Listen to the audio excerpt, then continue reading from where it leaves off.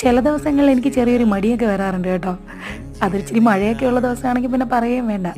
അപ്പോൾ അങ്ങനെയുള്ള ദിവസം പെട്ടെന്ന് ഞാൻ ഉച്ചക്കലത്തേക്ക് ഒരുപാട് കറിയൊന്നും വെക്കാതെ ഒരു റൈസ് എന്തെങ്കിലും ഒന്ന് തട്ടിക്കൂട്ടും. അപ്പോൾ ഇന്ന് ടൊമാറ്റോ റൈസ് ആയിരുന്നു കേട്ടോ. അതിരത്തിൽ പെട്ടെന്ന് അങ്ങ് റെഡിയാക്കി എടുത്തു കേട്ടോ. അപ്പോൾ നല്ല ഫ്ലേവറും ഉണ്ടായിരുന്നു, നല്ല ടേസ്റ്റും ആയിരുന്നു കേട്ടോ.